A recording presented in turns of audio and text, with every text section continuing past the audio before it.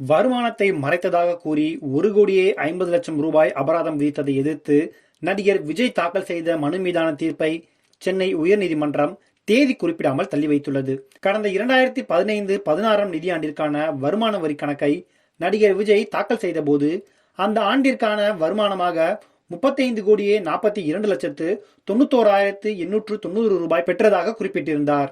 அந்த ஆண்டுக்கான மதிப்பீட்டு நடவடிக்கையை மேற்கொண்ட வருமான வரித்துறை நடிகர் விஜய் வீட்டில் கடந்த 2015ஆம் ஆண்டு நடத்திய சோதனையில் கைப்பற்றப்பட்ட ஆவணங்களுடன் ஒப்பிட்டு புலி படத்திற்கு பெற்ற 15 கோடி ரூபாய் வருமானத்தை கணக்கில் காட்டவில்லை என கண்டறிந்தது.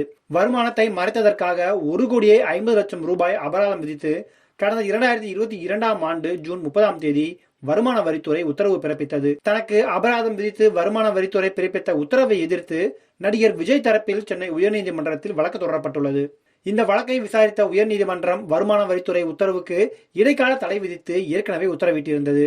இந்த நிலையில் விஜய் தாக்கல் செய்திருந்த வழக்கின் இறுதி விசாரணை நீதிபதி செந்தில்குமார் ராமமூர்த்தி முன் நேற்று நடந்தது. அப்போது விஜய் தரப்பில் சட்டப்படி அபராத உத்தரவை 2019ஆம் ஆண்டு ஜூன் 30ஆம் தேதிக்கு முன்பு உத்தரவு பிறப்பித்திருக்க வேண்டும்.